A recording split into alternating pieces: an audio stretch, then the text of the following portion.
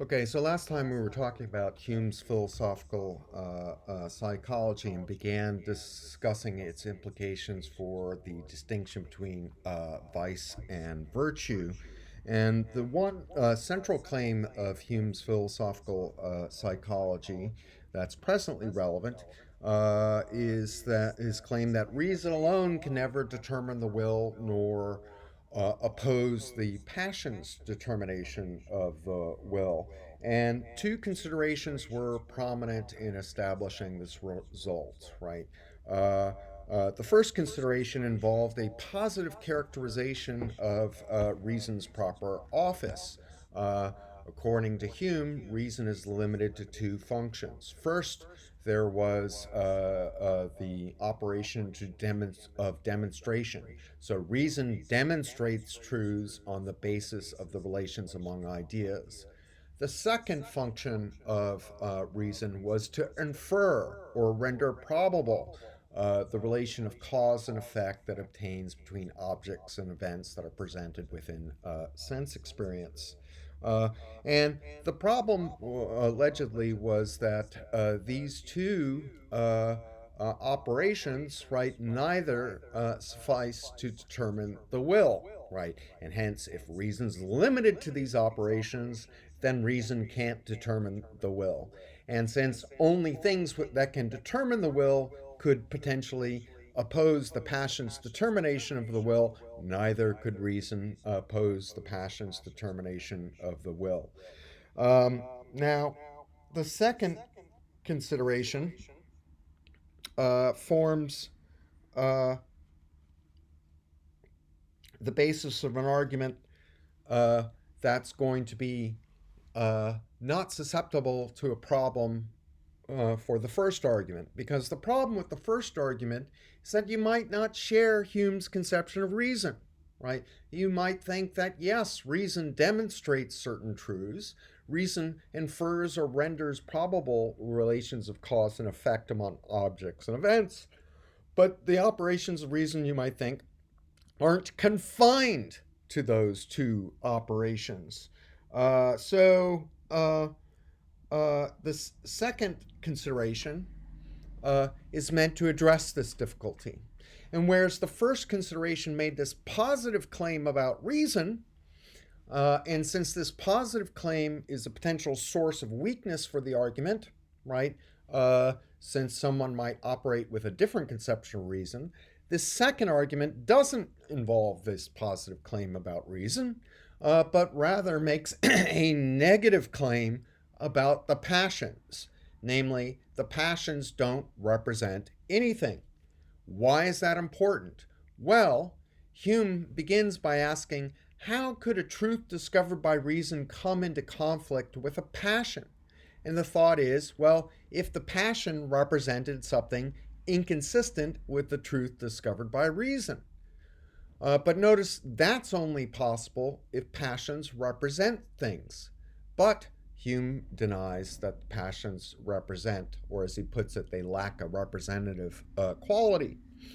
And why does he think that? Well, recall for Hume, within our mental economy, representation works by copying, and since the passions are the copies of no other thing, they represent nothing that's present to the mind.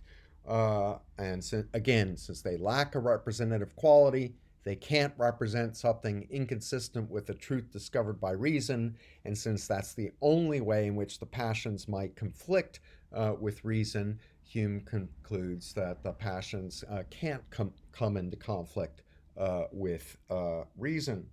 The other thing that Hume did was provide us with a diagnosis for the image familiar to philosophers and the vulgar alike of reason and passions combat. The image was, he thinks, based on a mistake. Specifically, reason operates with little sensible emotion. Well, so do certain class of passions, the so-called calm passions, right? And so what Hume thinks is going on is the vulgar and the philosophers alike, mistake the operation of the calm passions for the operations of reason, since both operate with little sensible emotion, and what the vulgar and the philosophers misrepresent as the conflict between reason and the passions is really a conflict between two kinds of passions, the violent and the calm passions. Um, okay, now um, we ended last time briefly sketching out the overall form of a argument, a further which Hume described as an abstruse piece of reasoning that's more likely to silence critics than to persuade them. I want to briefly go over it. Now, the important part of this abstract argument is not its details, but the themes, right? Because these themes are going to be dramatized in Hume's discussion of examples. And those examples are really going to be our first main topic for today. Let's consider briefly this abstract argument. And Hume says, okay, it's an anti-rationalist argument. The rationalists claim that the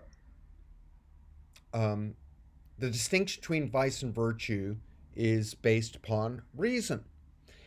Within Hume's framework, that means the rationalist has to hold that the distinction between vice and virtue is demonstrable on the basis of the relations among ideas. Okay, and according to Hume, there are four demonstrable relations. And the problem here, the first problem he raises, is really best understood as a kind of overgeneration worry, right? So the thought is, look, um, uh, the only things that are virtuous or vicious are actions, passions, or characters. A stone is not virtuous, nor is it vicious, okay? Uh, the problem is the demonstrable relations obtain not only among actions, passions, and characters, but they also obtain among inanimate objects, right? So there's an overgeneration worry, right? If you say that certain virtues or vices are determined by certain relations, and those relations obtain among things that are manifestly not virtuous or vicious, right? Then things that are genuinely virtuous or vicious, they're not made virtuous or vicious by the obtaining of these relations, because again, after all, these relations can obtain and there be no virtue or vice. Now, there's a second bit of the argument where he proposes some adequacy conditions if a rationalist wants to propose a certain kind of relation as the one that's going to do the job, and argues that these conditions can't be met. But let's move on from here. Okay, so um, uh, so I want to talk about the examples that dramatize this abstract argument. Okay, and there are two sets of examples, and they correspond to two operations of reason. Remember, they can either demonstrate truths on the basis of relations of ideas, or you can infer or render probable the relation of cause and event that obtains between objects and cause and effect that obtains between objects and events that are presented within experience. Now, um, uh, okay. So let's consider the first example. The first example is meant to be an example of something that's manifestly vicious, right? There's no question about it.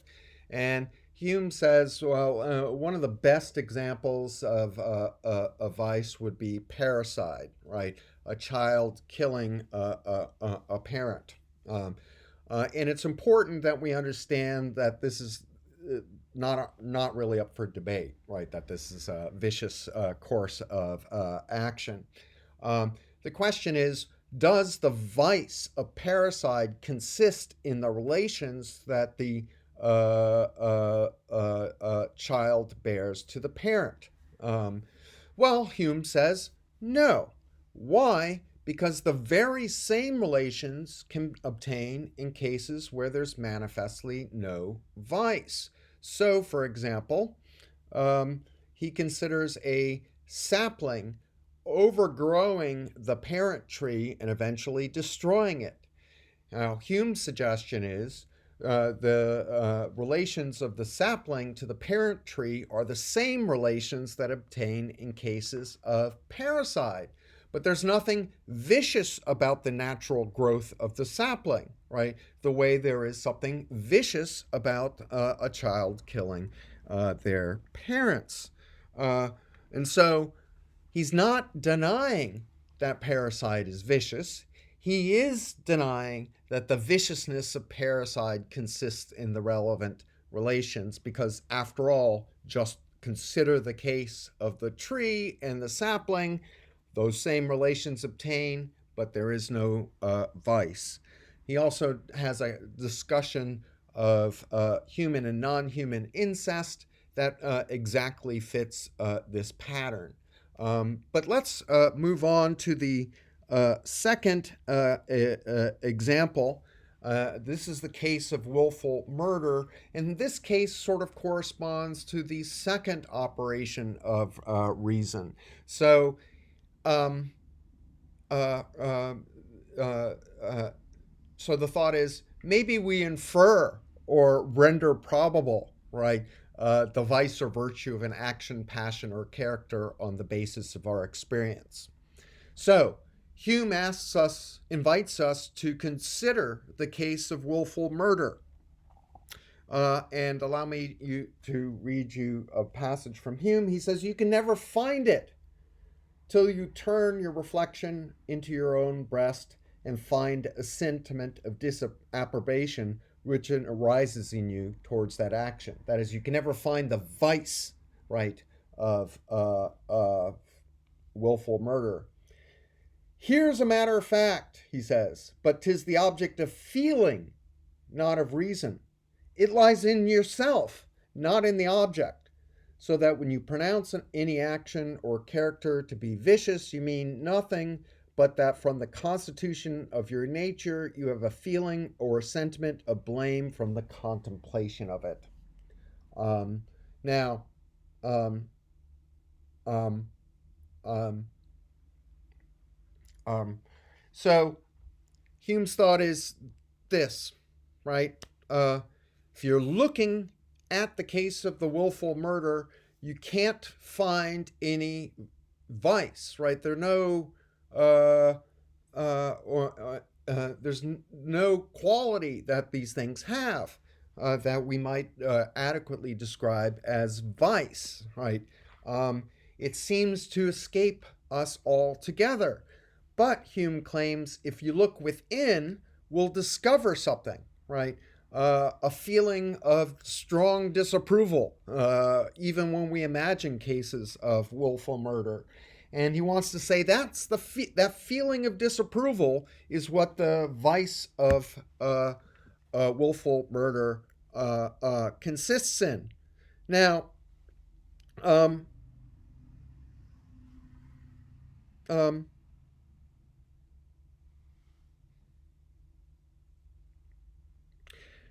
the case of willful murder is really doing double duty here. Let me explain. So, look, again, reason's got these two kinds of operations, right? They demonstrate truths on the relations of ideas, and they infer or render probable the relations of cause and effect between objects and events that are presented in sense experience. Now, vice, and by implication virtue, could not be determined by the relations among ideas, nor inferred by matters of fact revealed in experience. And since these exhaust the operations of reasons, it's going to follow that reason couldn't determine our judgments of vice and virtue. Okay? So the two examples taken together collectively make a case against the rationalist. Now, Hume's second case, the case we were just talking about, willful murder, provides an independent reason for this conclusion, right? So, when we imagine an instance of willful murder, we can observe that our sense of its vice arises from the feeling of disapprobation, the feeling of disapproval that we have towards it. And not only does this reflection on the case of willful murder help establish Hume's negative claim, right, that the moral distinctions aren't based on reason, but it also helps to establish a positive claim about what moral distinctions are in fact based upon. And here, the positive claim is that moral distinctions are based upon feelings, right? So the case of willful murder is not only adding, right, to the case against the rationalist, but it's also contributing to a positive case for sentimentalism. Okay, so moral judgments are perceptions in the human mind. Remember Hume's funny talk about perceptions. Perceptions are whatever's set before the mind. Insofar as you make a moral judgment, right, your judgment is among the things that you're conscious of, and so set before the mind. So it's going to count as a perception in Hume's terminology. Now, perceptions, recall, are impressions or ideas, but not both. So, if our moral judgments aren't ideas, or at least not determined by the relations among ideas, as Hume has argued, then they've got to be determined by impressions. So Hume concludes that morality is more properly felt than judged. Though rationalists are mistaken, right, their mistake, according to Hume, is explicable. The sentiments by which morality is felt are often calm. And since calm sentiments have little sensible emotion, they're apt to be confounded with the ideas which they resemble in this respect. So if moral distinctions, particularly judgments of virtue and vice, are impressions, well, what kind of impressions are they? According to Hume, virtue produces in the human mind an agreeable impression of pleasure, whereas vice produces in the human mind a disagreeable impression of pain. So, here's Hume. Virtue is distinguished by the pleasure and vice by the pain that an action, sentiment, or character gives us by a mere view and contemplation. Okay. First thing to observe is what Hume is claiming are the objects of moral evaluation: actions, sentiments, and characters. It's only human actions that are virtuous or vicious. Passions, right, the things in our psychology that moves us to act, and our characters. And think of a character for Hume as the overall system of the passions and how they coordinate with one another, resulting in you having the kind of character that you have. So that's an important thing. Hume thinks the only objects of moral evaluation are actions, passions, or characters.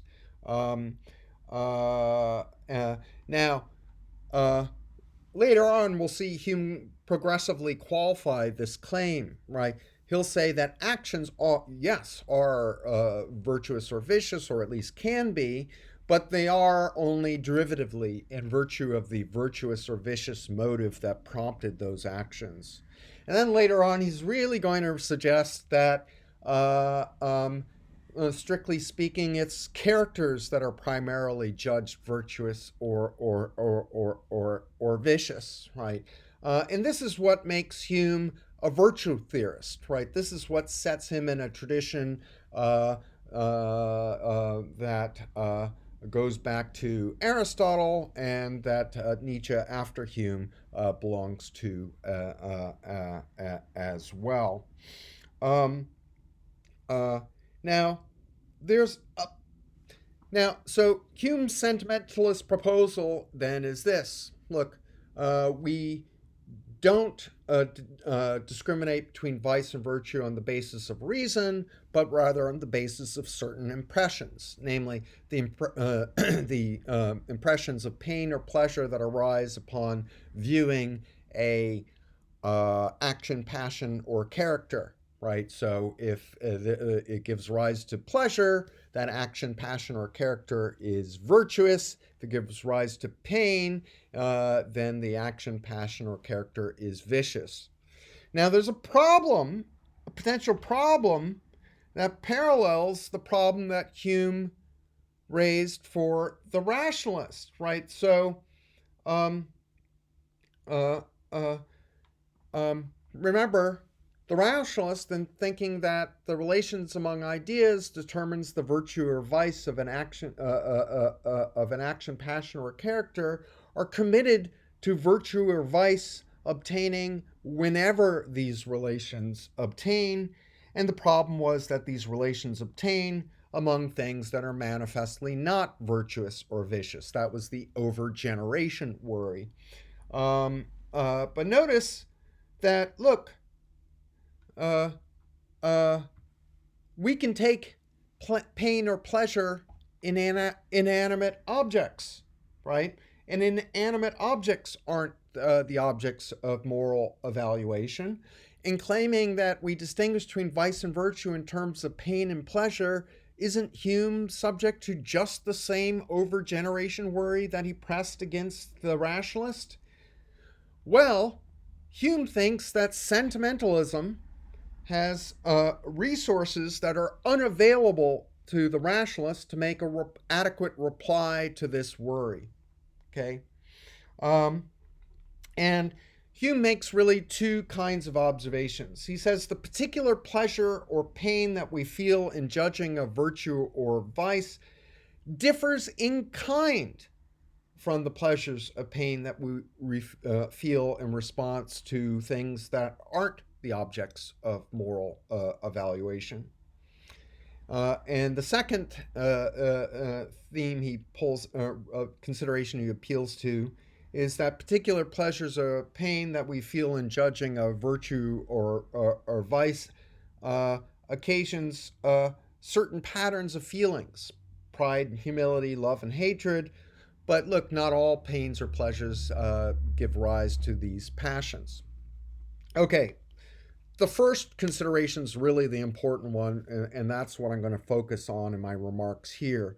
So, the particular pleasure or pain that we feel in judging a vice or virtue differs in kind from the pleasures or pains that we feel in response to things that aren't the objects of moral evaluation.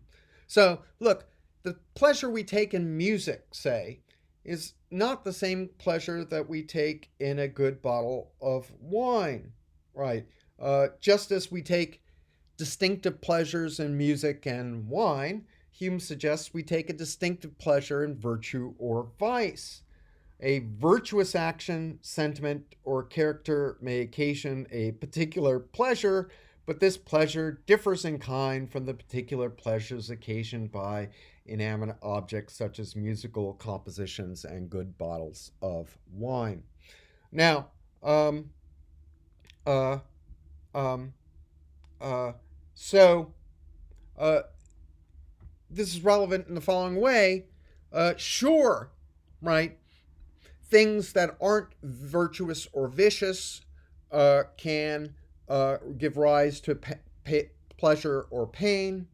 A stone is neither virtuous nor vicious, but if you knock your shin into it, it will give rise to the feeling of pain. Uh, that doesn't make the stone vicious. Why? Well, because according to Hume's sentimentalism, it's not enough that something give rise to the um, give rise to pleasure or pain. It's got to give rise to the right kind of pleasure or pain. And the pain I feel when striking my shin against a stone isn't the right kind of pain for me to ascribe virtuous or vice uh, uh, to it. Um, um, um,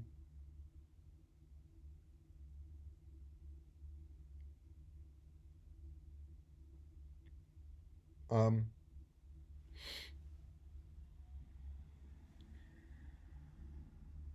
now, so the picture we've got is this: moral judgments on, according to Hume's sentimentalism, are particular pains or pleasures occasioned upon the general view or survey of an action, passion, or character, right? And so, if that's right, then to explain our moral judgments, it's going to suffice to explain the circumstances that occasions the moral approbation or disapprobation that arises. So, one advantage that Hume claims for his account of the passions was that they're governed by a limited number of principles rather than by explaining each in terms of an original impulse, right? So you get a kind of explanatory economy. And it's the way in which Hume can explain the multiplicity of observed phenomena with respect to the human passions in terms of a few general principles that makes it the paradigm of the new science of human nature. Now, Hume's going to make a similar claim on behalf of moral sentimentalism. Now, here's a quote from Hume. He writes, for as the number of duties is in a manner infinite, 'tis impossible that our original instincts should extend to each of them, and from our very infancy impress on the human mind all that multitude of precepts which are contained in the completest system of ethics. Just as Hume explains the multiplicity of observed phenomena with respect to the human passions in terms of a few general principles, Hume explains the multiplicity of observed phenomena with respect to human morality in terms of a few general principles. And it's this further success of this new science of human nature that explains really the upbeat character of the conclusion of Book 3, which contrasts so markedly with the note of despair which Book 1 ends. Okay. Now, uh, so sentimentalism, again, uh, an action, passion, or character is going to be virtuous or vicious if it gives rise, upon the general view or survey, to, on the one hand, the agreeable sensation of moral approbation, or the disagreeable sensation of moral disapprobation. Okay. Um, so that's the Hume's official form of sentimentalism, and moral approbation and moral disapprobation are pleasures or pains, but they're particular kinds of pleasures or pains. They differ in kind from things such as the pleasure of music or the pain of being struck. Um, now, um, what's really important, I think, about Hume's ethics isn't the general um, framework of sentimentalism. Hume is, not, after all, not the first sentimentalist. But what's really important, I think, is a distinction that he makes between the natural and artificial virtues. And the distinction that Hume marks between the natural and artificial virtues is what's really going to occupy us for the remainder of the course. And so in the last bit here, I want to begin to talk about this question, whether virtues can be described as natural or not. And when this question gets raised, Hume says, look, well, it kind of depends on what you mean by natural.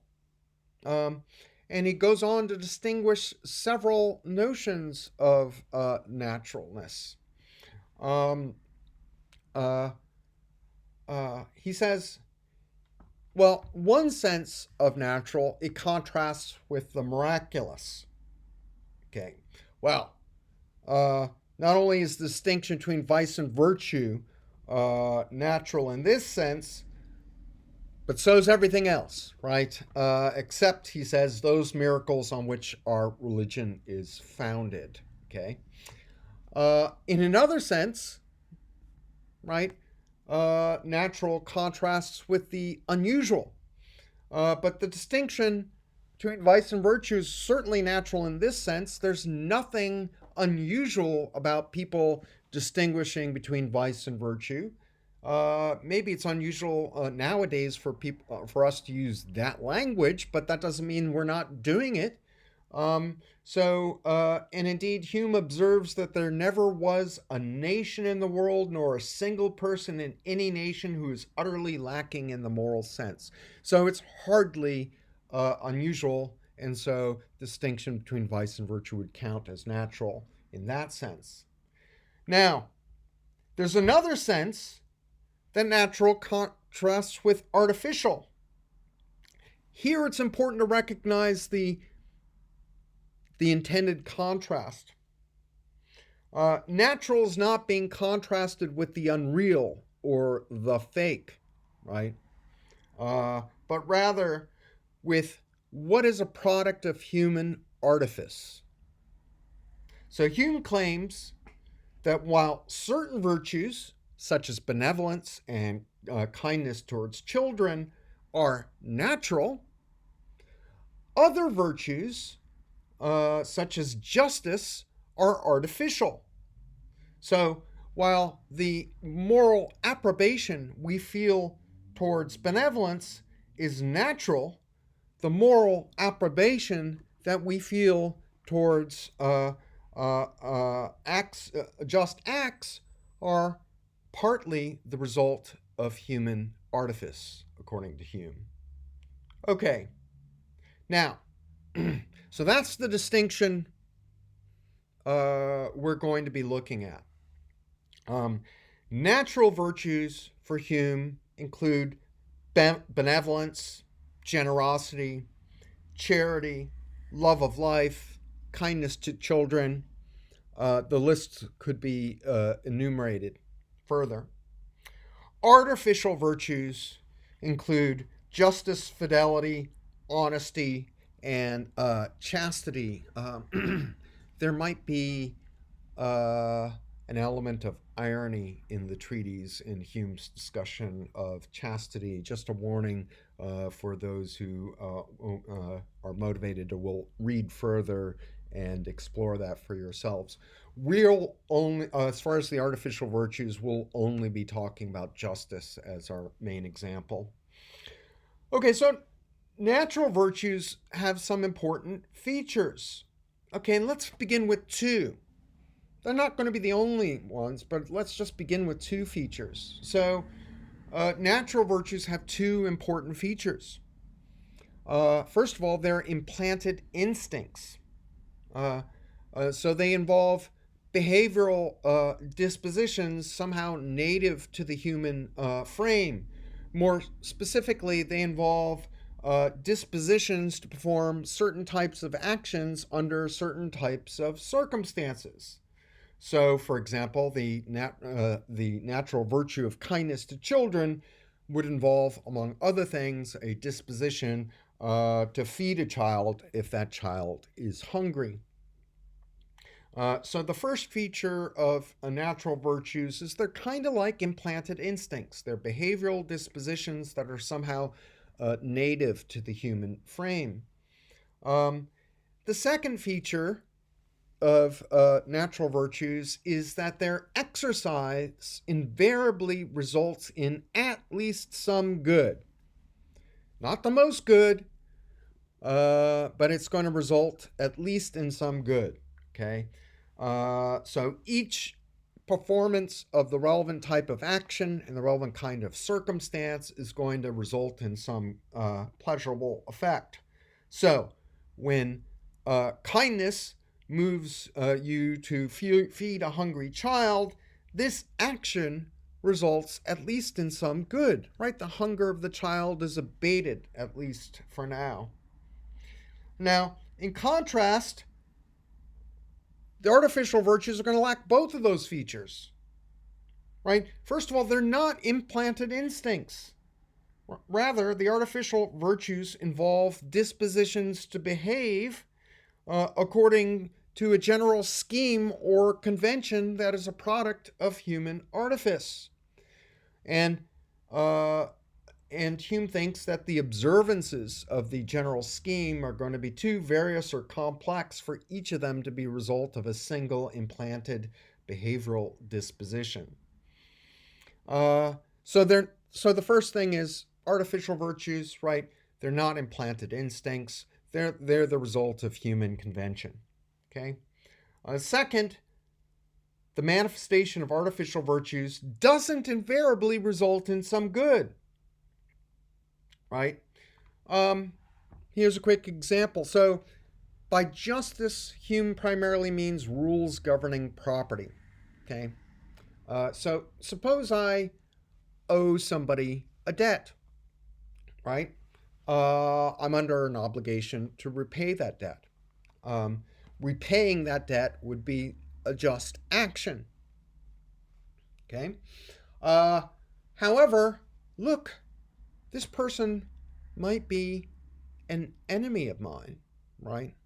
And indeed, this person might be an enemy of society more generally. Perhaps there's some kind of Bond villain, right? Intent upon thwarting the public good. And let's imagine, right, that